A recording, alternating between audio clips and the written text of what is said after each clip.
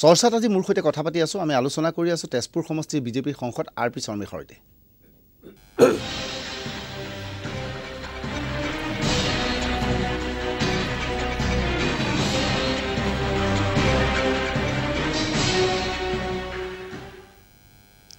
শৰ্মা ডাঙৰীয়া দেখা গ'ল যে বিজেপিৰ চৰকাৰৰ 4 মাহ সম্পূৰ্ণ হ'ল এই পৰ্যন্ত আপোনালোকৰ বিভিন্ন নিগম নিকায় যি সভাপতি অধ্যক্ষ পদ দিব লাগিছিল সেয়া নিযুক্তি দিয়া হোৱা নাই ইয়াৰ পূৰ্বে আপুনি কৈছিল যে এই পদসমূহত আপুনি বিচাৰে যে বিজেপিৰ নেতা কৰ্মীক দিব লাগে কিন্তু এই পৰ্যন্ত কোনো পদত নিযুক্তি দিয়া হোৱা নাই আপুনি এই প্ৰসংগত কি কয় না বিজেপি অলৰেডি কাম কৰি আছে দিব কিয় আপোনাৰ ধৰক 45টা মান আছে ষ্টেট লেভেল বোৰ্ড কৰ্পোৰেচন আৰু ডিস্ট্ৰিক্ট লেভেল আছে সাব ডিভিজন লেভেল আছে ওবিসি বোৰ্ড আছে মাইনৰিটি বোৰ্ড আছে এসটি বোৰ্ড আছে এসসি বোৰ্ড আছে গতিকে সবতে আৰু জাতীয় ডেভেলপমেণ্ট কাউন্সিলবিলাক আছে ধৰক সংখ্যালঘু ভাষী গোৰ্খা মণিপুৰী তেনেকা সব মিলাই প্ৰায় 3000-4000 মানুহ একমাত্ৰ হৈ যাব আমাৰ মানুহ বিজেপি কৰ্মী এনেধৰণৰ কথা কোৱা হৈছে যে বিজেপিৰ কেন্দ্ৰীয় নেতৃত্বই অসম দখল কৰাৰ পিছত অসমক কোঠেই গুৰুত্ব নিদিয়া হ'ল যাৰ বাবে আজি তাৰিখলৈকে আপোনালোকে এজন স্থায়ী সভাপতি নিযুক্তি দিব নোৱাৰিলে নাই স্থায়ী সভাপতি এতিয়া ডিস্ট্ৰিক্ট ইলেকশ্যন হ'লে মণ্ডল ইলেকশ্যন হ'লে প্ৰচেছ চলি আছে 20-22টা মান 26টা মান অলৰেডি দিলেই ডিস্ট্ৰিক্টৰ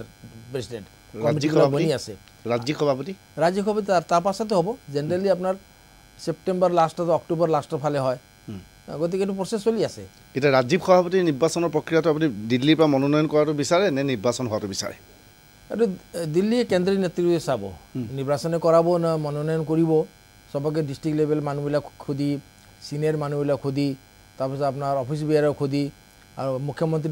ডাঙৰ ভূমিকা থাকিব কাক দিলে ভাল হয় তেখেতেতো জানে নিজৰ ষ্টেটৰ স্থিতি গতিকে সবকে খুদি পৰামৰ্শ লৈয়ে কেন্দ্ৰৰ পৰা দিব এতিয়া আপোনালোকৰ অগপ বিজেপি বিপিএফ এই তিনিটা মিত্ৰ গোটে মিলি প্ৰায় 100খনমান আসন দখল কৰিলে অথচ মন্ত্ৰীসভা 19 জন ল'বলৈ আজিলৈকে আপোনালোকে মুখ্যমন্ত্ৰী সাহস গোটাব নোৱাৰিলে মন্ত্ৰীসভা এতিয়ালৈকে সম্প্ৰসাৰণ নহয় সাহসৰ কথা নহয় এইটো সময় এতিয়া যোন 10-11 জন আছে তেখেতক দিছে তেওঁলোকে দক্ষতাও চাব পিছত গৈ ৰিসফল কৰিব পাৰে নতুন চেয়াৰ আহিবই অলপ কাম কৰি চাওকচোন তারপরে নতুন চেহারা হয়ে পড়ে পুরানো এজন ড্রপও হব পারে রিসফলিং তো হবেই সদায় হয় কেন্দ্রত হয় ইয়াতো হয় গতিকে দক্ষতার কথা নহয় সাহস নহয় সাহস আছে কিয় নাথাকিব 10-11 দিছে আৰু 8 জন মানুহ দিবলৈ কি আছে দিব আজি নহয় কালি দিবই আপুনি কৈছে কাবাক ড্ৰপও হ'ব পাৰে আপুনি নিজৰ দৃষ্টিত আপুনি এইকেইজনৰ মাজত কিবা ড্ৰপ দিবলগা যোগ্য আছে ব্যক্তি আছে যাৰ কাম কাজত আপুনি অযোগ্য বুলি ভাবিছে নাই অযোগ্য বুলি মই নাভাবো ড্ৰপ নহব পাৰে 8 জন আৰু এড হ'ব কিন্তু কেন্দ্ৰ নেতৃত্বৰ ওপৰত নিৰ্ভৰ কৰিব যে কাক ড্ৰপ কৰিব কাক ল'ব বা কাক ৰাখিব এইখিনি কথা সেন্ট্ৰাল কমিটিয়ে চাব সেন্ট্ৰাল লিডাৰশিপে চাব বিজেপিৰ এজন নেতা যিজন নেতা একেবাৰে আসলে অবহেলিত হৈ আহিছে বুলি অভিযোগ আহিছে সেই নেতাজন হৈছে সিদ্ধাৰ্থ ভট্টাচাৰ্য আপোনালোকৰ ৰাজ্যিক বিজেপিৰ সভাপতি আছিল সিদ্ধাৰ্থ ভট্টাচাৰ্য হিমন্ত বিশ্ব শৰ্মাক দললৈ আনিছিল অথচ হিমন্ত বিশ্ব শৰ্মা মন্ত্ৰী পালে বিত্তমন্ত্ৰী দায়িত্ব পালে সিদ্ধাৰ্থ ভট্টাচাৰ্যই মন্ত্ৰিত্ব নাপালে যি কি নহওক সেই প্ৰসংগলৈ যাম কিন্তু তাৰ আগতে কম সিদ্ধাৰ্থ ভট্টাচাৰ্যক যিদিনা সভাপতি পদৰ পৰা আঁতৰোৱা হৈছিল আপুনি তেতিয়া কৈছিল আপোনাৰ মনতে সেইদিনা কিবা খুব ভাল লাগিছিল আপুনি কোৱা নাছিল যে সিদ্ধাৰ্থ ভট্টাচাৰ্যক আঁতৰোৱাৰ কাৰণে ভাল লাগিছিল কিন্তু এই কথাৰ পৰা এনেধৰণৰ ধাৰণা হৈছে যে সিদ্ধাৰ্থ ভট্টাচাৰ্যৰ লগত আপোনাৰ এটা সংঘাত আছে এই সংঘাত আছে নেকি বা কিয় আছে সংঘাত সিদ্ধাৰ্থ ভট্টাচাৰ্যৰ সংঘাত কোনো ধৰণৰ সংঘাত নাই তেখেতেও উকিল মই উকিল একেলগে প্ৰেক্টিছ কৰিছিলোঁ তেখেত পৰিয়ালৰ লগত মই পৰিচয় মই ভাল পাইছিলোঁ সৰ্বানন্দ সোণোৱালক স্পষ্টভাৱে কৈছোঁ আজি ৰাইজৰ আগত আজি পৰা নহয় যেদিনৰ পৰা সৰ্বানন্দ সোণোৱাল দলত আহিলে বা সৰ্বানন্দ সোণোৱাল দলত অহাৰ আগতে যেতিয়া IMDT এক ৰিপিল কৰিলে সোণোৱাল ডাঙৰীয়াই সেইদিনৰ পৰা 2005 চনৰ কথা তেতিয়া AGPত আছে তেখেতে তাৰ 6 বছৰ পাছতে আহিলে আমাৰ দললৈ কিন্তু যেদিনা ময়ো গুৱাহাটী হাইকোৰ্ট IMDT এক ৰিপিল কৰিব লাগিব বুলি মই দৰখাস্ত কেছ কৰিছিলোঁ ইন দ্য মিনটাইম তেখেতে ডাইৰেক্ট সুপ্ৰিম কোৰ্ট গৈ IMDT এক ৰিপিল কৰালে তেতিয়াৰ পৰা মই ভাল পাওঁ সৰ্বানন্দ সোণোৱালক 2005ৰ পৰা মই জননেতা হিচাপে ভাবিছোঁ সৰ্বানন্দ সোণোৱাল যেতিয়া নেতৃত্ব দি ভাৰতীয় জনতা পাৰ্টিৰ সভাপতি হ'ল মোৰ মনত অত্যন্ত মই ভাল পালোঁ আৰু সঁচাকৈ এই ব্যক্ত কৰিছোঁ মই মিডিয়াৰ মাধ্যমেৰেও মানে আপুনি সৰ্বানন্দ সোণোৱালৰ কাৰণে ভাল পালে সিদ্ধাৰ্থ ভট্টাচাৰ্য যোৱাৰ কাৰণে বেয়া পোৱা নাই নহয় চাওক এটা লিডাৰশ্বিপ লাগে লিডাৰশ্বিপ দক্ষতা অৱশ্যে কেন্দ্ৰ চাব আমিও চাওঁ ৰাজ্যও চাব পাৰ্টি কৰ্মীও চায় মই আগতে কৈ গৈছোঁ 2011 চনত সোণোৱাল ডাঙৰীয়া আনিব লগা কিয় হ'ল কিয় আমি তেখেতক গৈ ৰিকুৱেষ্ট কৰি আনিব লগা হ'ল তেখেতেতো নাহিলে হয় নিজৰ দলত থাকিলে হয় কিন্তু আমি আনিব লগা হ'ল কিয় তেখেত এটা ফলোয়িং আছিলে ষ্ট্ৰং ফলোৱাৰ্ছ আছিলে অসমৰ ৰাইজে ভাল পাইছিলে তেখেত কৰ্ম দক্ষতাৰ কাৰণে সেইখিনি আনিলোঁ গতিকে তেখেতক প্ৰেচিডেণ্ট হোৱাটো মই বিচাৰিছিলোঁ আৰু হ'লোঁ এতিয়া আপুনি বিচাৰে নাই যে সিদ্ধাৰ্থ ভট্টাচাৰ্য মন্ত্ৰী হওক মন্ত্ৰী হওক না সিদ্ধাৰ্থ ভট্টাচাৰ্য এজন এডভকেট হয় উকিল হয় মন্ত্ৰী হওক হ'ব লাগে পুৰণা মানুহ হয় Siddhartha Bhattacharya is a very old man in party আজিৰ পৰা নহয় বহুত ষ্ট্ৰাগল কৰিছে জীৱনত দলৰ কাৰণে ওকালতি কৰি বহুত ষ্ট্ৰাগল কৰিছে গতিকে হি শুড বি আপুনি কৈছে আপুনি সৰ্বানন্দ সোণোৱালক খুব ভাল পাইছিল কিন্তু এতিয়া মাজে মাজে বেয়া নালাগেনে যি সৰ্বানন্দ সোণোৱালে নিৰ্বাচনৰ আগত ৰাইজৰ কাষত থাকিম বুলি কৈছিল দিছপুৰত থাকিম বুলি কৈছিল এতিয়া গৈ পেলাই আমাৰ কাষৰ পৰা গৈ নদীৰ পাৰত এটা ব্ৰহ্মপুত্ৰ গেষ্ট হাউচত থাকিছে মুখ্যমন্ত্ৰী আমাৰ পৰা গণবিচ্ছিন্ন হৈ পৰিছে নাই গণবিচ্ছিন্ন হোৱা নাই আজিও যোৱাকালি ডিব্ৰুগড় আছিল তিনিচুকীয়া আছিলে যোৰহাট আছিলে গণবিচ্ছিন্ন হোৱা নাই জনতাৰ মাজতে ঘূৰি আছে সৰ্বানন্দ সোণোৱাল ৰাজ্যৰ মুখ্যমন্ত্ৰী হৈ ৰাজ্যৰ মাজতে আছে কিন্তু ময়ো কৈছোঁ যে ঠিক আছে তলত থাকিলে ভাল হয় কিয় ভাল হয় যেতিয়া ৰাইজে এজন দুখীয়া মানুহ ধুবুৰী পৰা বা শদিয়া পৰা বা ধেমাজি জোনাই পৰা বা শিলচৰ পৰা লগ ধৰিব আহিব তেতিয়া দুখীয়া মানুহ আহিলে ধৰক অটো বা ৰিক্সা লৈ আহে বাছৰ পৰা নামি সেই পাহাৰত তেওঁ যাব নোৱাৰে প্লেনছে থাকিলে চব মুখ্যমন্ত্ৰীক লগ ধৰিলে লগতে গৈ আপোনাৰ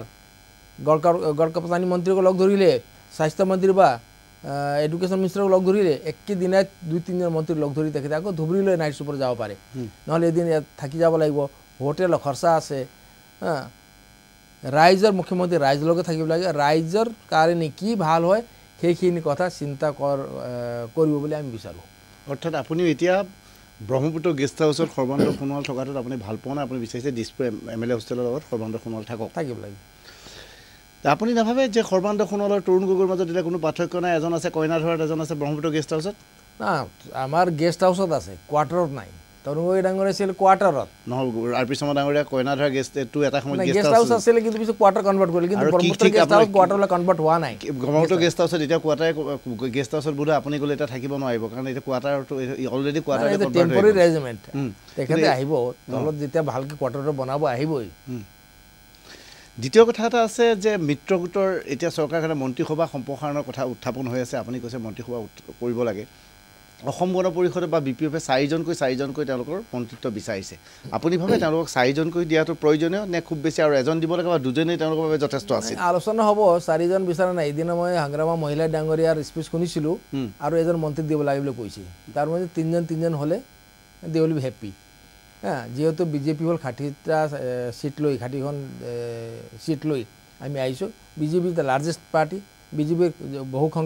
ঘৰৰ সংখ্যা থাকিব লাগিব আৰু BPF বা AGP-ক 3জন দিলে হয়তো তেখেতসকলে ছেটিছফাইড হ'ব বুলি আশা কৰোঁ RP শৰ্মা আপোনাৰ বিৰুদ্ধে আৰু এটা অভিযোগ আছে অভিযোগটো অলপ শুনিবলৈ বেয়া তথাপিও কওঁ যে আপুনি জনাটো প্ৰয়োজন অভিযোগবিলাক মুখামুখিকৈ জনাটো ভাল যে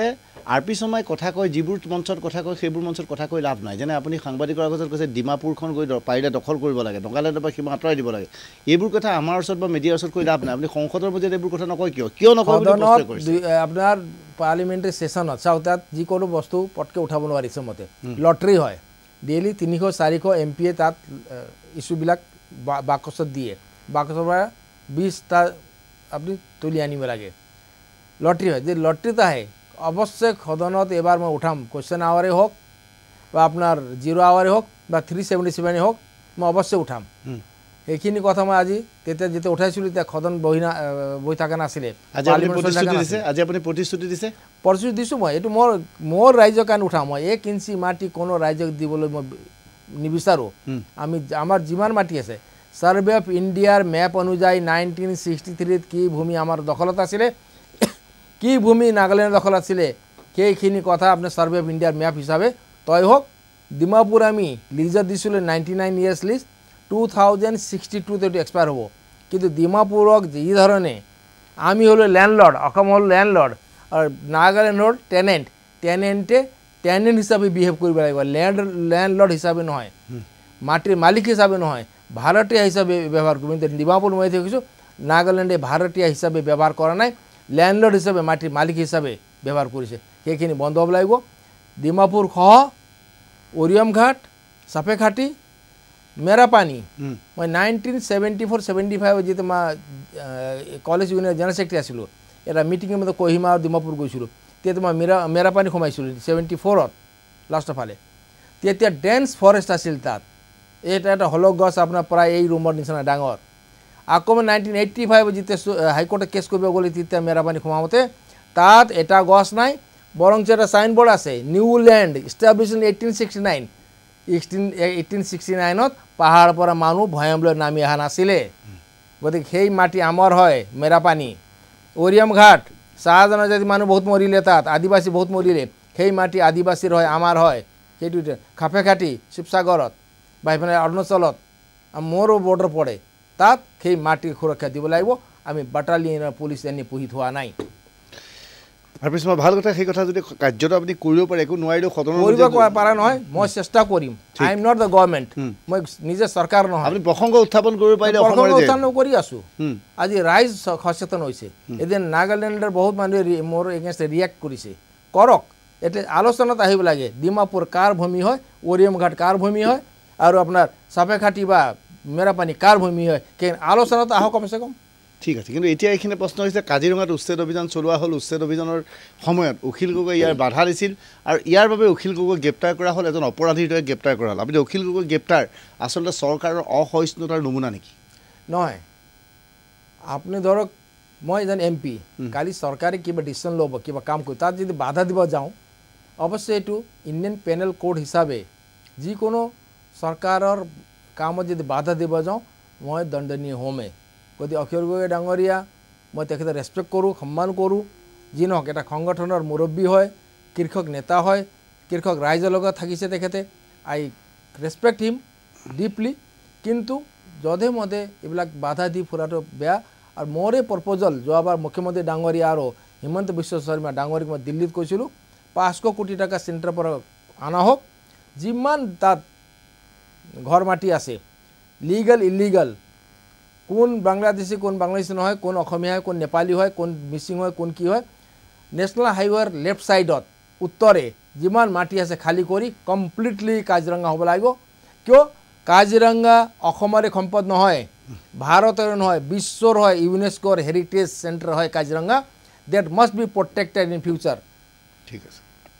শৰ্মা ডাঙৰীয়া, আপুনি কৈছে কাজিৰঙাৰ উচ্ছেদৰ কথা খুব কৈ আছে, কিন্তু এইখিনি আন এটা প্ৰশ্ন হৈছে, আপোনাৰ সমষ্টিৰ অধীনত নামেৰি বনাঞ্চল, নামেৰি বনাঞ্চলখনো এটা সময়ত আপুনি যিদৰে কৈছে 64 বা 74 কথা কৈছে, মই 64 কথা নকওঁ, মই 74 কথা জানো, যে নামেৰি ভালুকপুং যেতিয়া গৈছিলোঁ, বাওঁফালে গোটেইখন অটব্য অৰণ্য আছিল, তাত পহু ওলাইছিল, হৰিণা ওলাইছিল। এতিয়া গোটেইখিনি গাঁও বেদখল কৰিলে, সেই বেদখল উচ্ছেদ কৰাত আপুনি দাবী জনায়? চাওক, নামেৰিৰ লগত আপুনি ডিমাপুৰ কম্পেয়াৰ নহয়, অৰিয়াম ঘাটো কম্পেয়াৰ নহয়। কাজিৰঙা কম্পেয়াৰ হয়? কাজিৰঙা কম্পেয়াৰ হয়। কিয় হয়? কাজিৰঙা নামেৰিও বেদখল মুক্ত হ'ব লাগিব,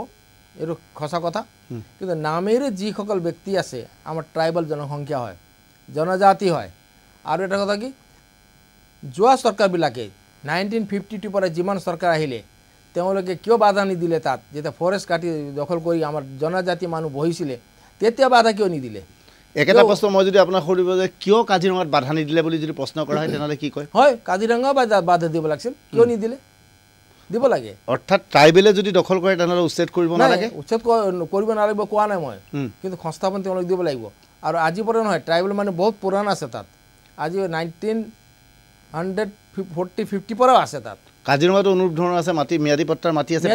আমি কম্পেনচেশ্যন দি উচ্ছেদ কৰিম, এনেই নহয়, ইলিগেলি নকৰোঁ আমি। ঠিক আছে, এই মানুহখিনিকো তেনে কম্পেনচেশ্যন যদি উচ্ছেদ কৰিব নোৱাৰে নেকি? কোন নোৱাৰে? চৰকাৰে ডিচিশ্যন ল'ব লাগিব,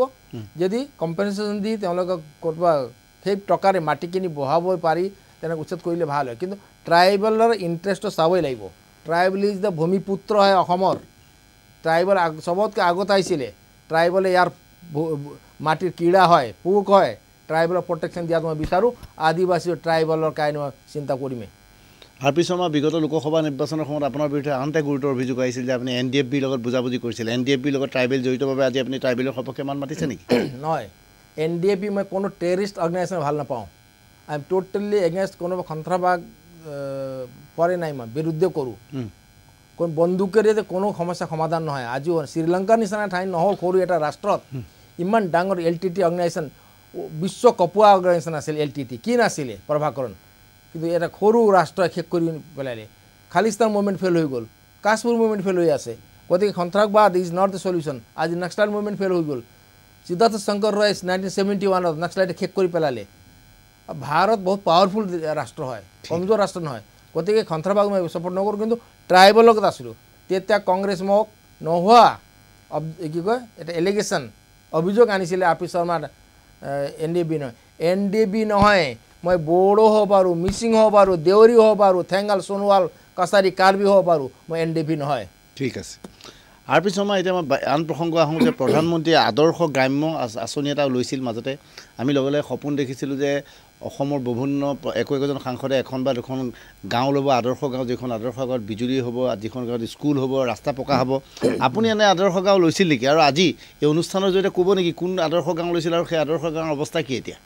আদৰ্শ গাঁও মই এখন নহয় দুইখন লৈছোঁ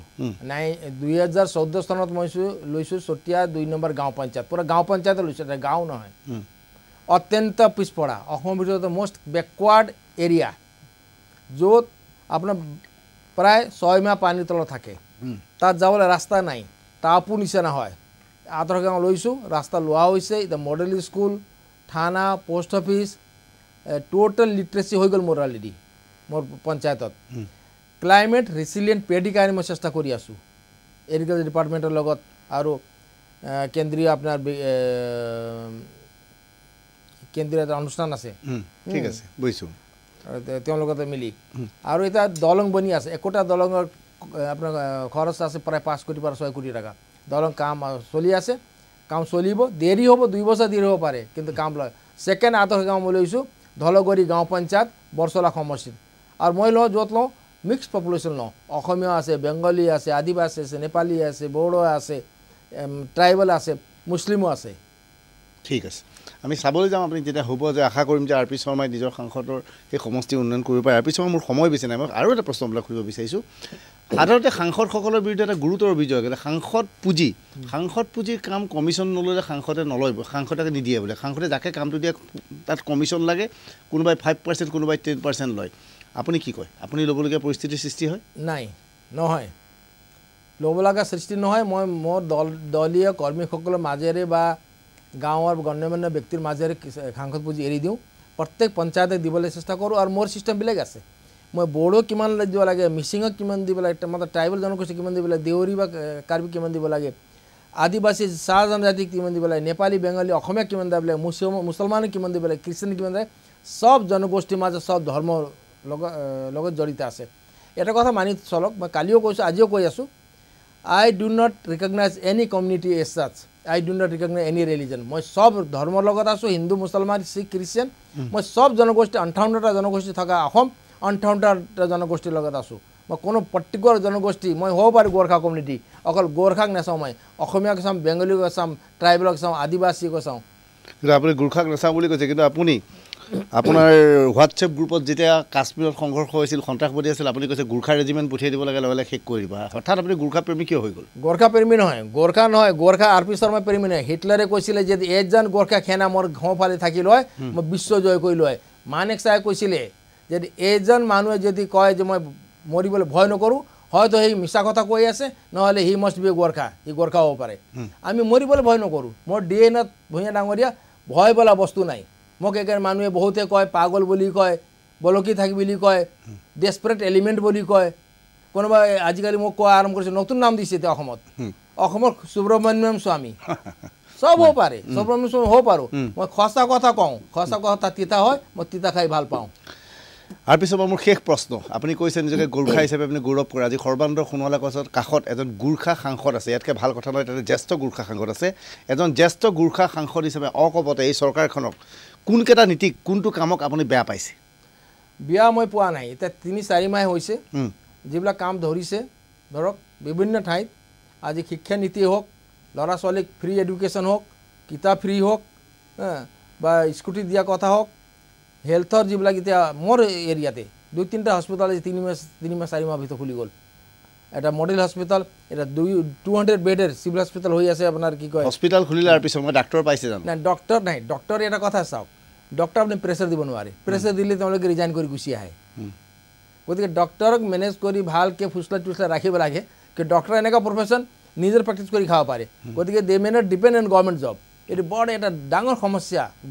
গাঁৱৰ কাৰণে বিশেষকৈ গাঁৱত যেতিয়া ডক্টৰ পঠাব লগা হয় নহয় ডক্টৰ যাব নোখোজে টাউনত থাকি প্ৰেক্টিছ কৰি খাব খোজে চৰকাৰী চাকৰি নকৰে গতিকে আমি চেষ্টা কৰি আছোঁ যিমান পাৰোঁ হিমন্ত বিশ্ব শৰ্মা ডাঙৰীয়ে চেষ্টা কৰিছে মুখ্যমন্ত্ৰী ডাঙৰীয়ে চেষ্টা কৰি আছে যে হস্পিটেল খোলক হস্পিটেল হওক ডক্টৰো থাকক নাৰ্ছো থাকক দৰবো থাকক আৰ পি শৰ্মা বহুত বহুত ধন্যবাদ আপুনি আমাক সময় দিয়াৰ বাবে এয়া আছিল আৰ পি শৰ্মাক আমি ধন্যবাদ দিছোঁ চৰ্চা অনুষ্ঠানৰ পৰা আমি বিদায় ল'ব ওলাইছোঁ শুভৰাত্ৰি